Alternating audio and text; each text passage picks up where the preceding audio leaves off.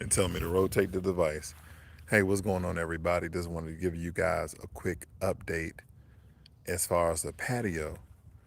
So last year, I did a video stating that I lost $41,000 in what seems to be a contracting scam, which was at the end of it, it typically was because him unwilling getting a permit from the city have him to walk away with $41,000.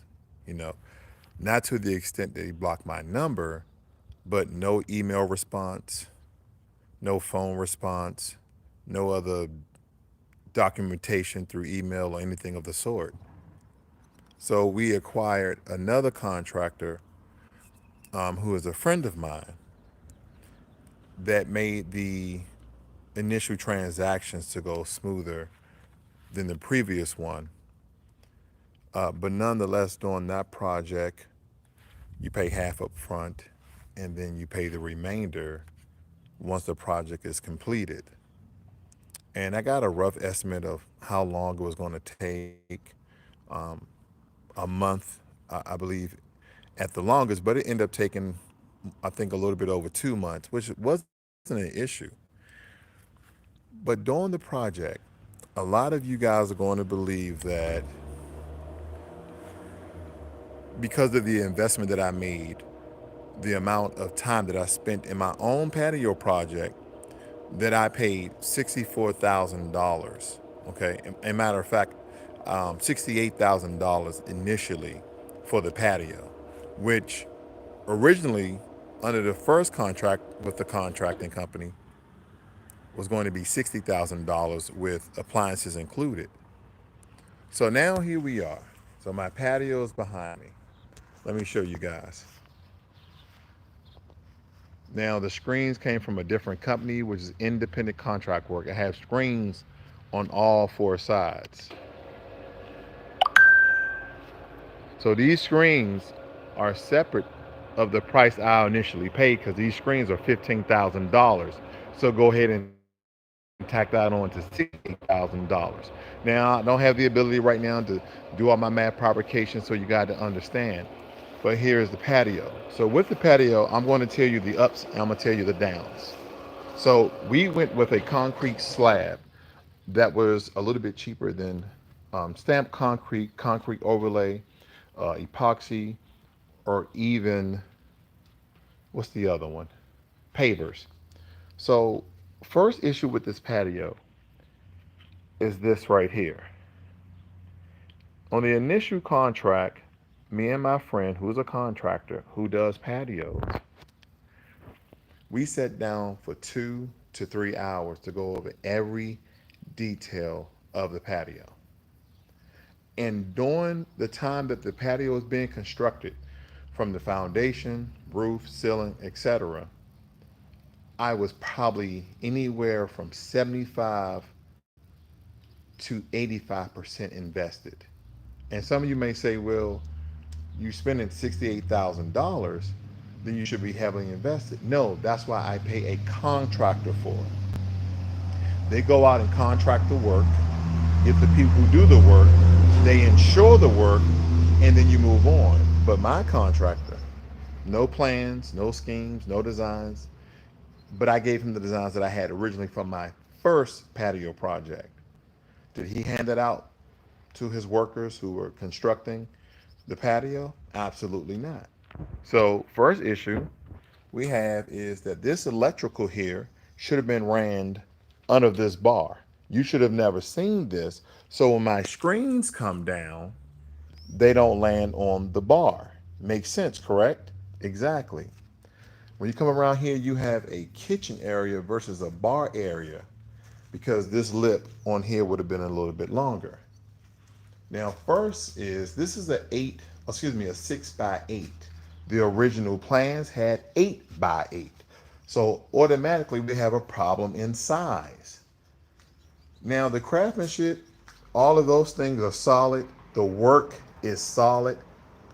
But when you're paying $64,000, you don't want to have that much involvement in your own patio project because maybe you have other things to do and that's why you were able to afford the $64,000. or 68 rather. But we looked at this a little bit further. So that was the first mistake, even though I sat down with this person for more than 2 hours to construct it. Now, when we circle around here, again, all the craftsmanship. Now, the decorations is my wife, so don't give no credit to the contracting company. Nice lip on the table here because we instructed we're going to eat at this table and, play games or such. So all of this turned out, pretty good. All of these things here. Now, you can't contribute that to the patio because I have my own audio and video guy. But when we look at the patio in totality, the work is actually really good. Okay? If you see here, we got a ceiling fan, heater, those black things, heater. You have 4 heaters going around. Okay? Okay? And then over here in the corner where you see this machine standing, that is a evaporative water cooler. So I guess it takes the moisture in the air and propels it out, and it gets colder if you put ice on it or whatever. So as I was walking you guys through before, let me continue to do that because one of the main issues here is the floor now. So first, just want to kind of walk you through the patio. That is a fan. So as you are cooking, you can have that fan and this screen up and you can get all the smoke out so it don't smoke people out. So that's why that's there. And again, this is my design of me giving to the first contractor to the second contractor. Now, as you see here, we did a dark color that now is showing lime on the top of it.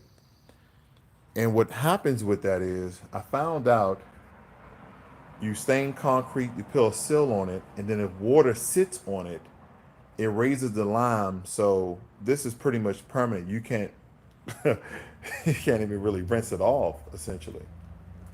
But even with the stain with this particular contractor, and initially I wasn't going to go with him, but I decided to go with him anyway. And let's just say even this has been a hassle. I've been accused of dirtying up my own patio. See, the contractor told me that, hey, we're going to take the hit and redo your patio. We're going to redo the color of your patio.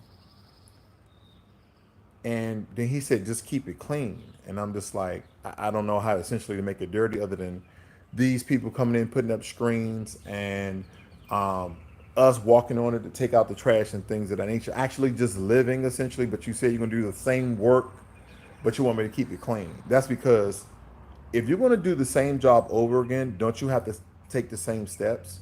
So I think what was going to occur is that he was going to alleviate a step, meaning cleaning. But when you tell somebody you're going to do something for them again, it includes the same things that you said you was going to do. So now I have this problem where on our fault, the color is definitely too dark. So it shows everything. Look at this. And again, my wife did a beautiful job decorating. Shots go out to her. But look at this. Now the work you see over here, this is from another contractor, and I planted the bushes. But when you look at this entire patio, yes, very beautiful. Things are laid out in, I believe, a systematic way. I think I did a phenomenal job designing it. And I think my wife did a better job decorating it.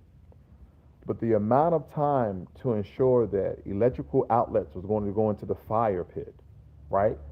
So I came out here one day while the guys was working, and just imagine this portion here up, and the only thing you see is white rock. You just see white rock. And I see them start to seal it up or do some work that wasn't conducive to what was supposed to happen. So I said, hey, there's 2 electrical outlets that go down in here, correct?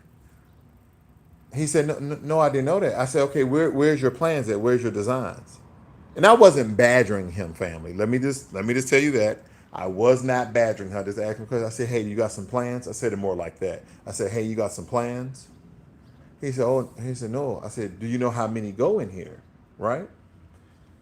And so I let my buddy know who's the contractor, and I'm gonna tell you this. I knew he didn't have any plans, so that's one. I'm just kind of show and telling here, and then we have another one under here as well. So it's going to be 2 and 2 bar. I did everything pretty much in the same numbers. Over here, you have 4 LEDs. You see this light for accent? Those 4 LEDs going around the bar, and then you have LEDs that are around the fire pit. Now, why is it only one outlet here? Once again, another mistake. We're around 3 or 4 mistakes. Okay, there supposed to have been another one right here, so you could put your food and have a blender and actually use this large countertop space to do certain things. Okay. Now, I want to lay something out to you guys very quickly. The distance here, and I didn't really mention this to my wife or anyone else, this is far off. Now, it was supposed to be centered, and I just noticed this. I said, yeah, I want it in the center. But when you look at the house and you look at the middle of the table, it's not centered. It's centered damn it on this window versus on the medium here. You see what I'm saying? That way, these people sitting here can look inside the house more easily, then which does decrease this space here, moves this bar up maybe about 5 feet, right? It makes this passageway a little narrower, but there's nothing going on right here. This is a very, very large space. I wish I could zoom out to show you guys. What does that do back here? So now these people don't feel claustrophobic next to each other. This person pulling out the chair thinking they're going to hit the couch. None of that's going to occur because pretty much of how long the patio is in reference to the TV size and the distance that you're sitting away. These things that was already configured by me because I'm a TV guy. I'm a movie guy. So all in all, that's the update to the patio.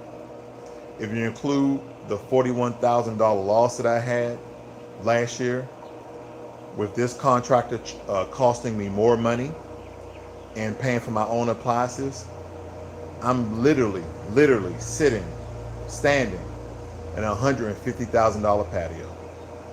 And that's only worth around $45,000. You guys have a good one.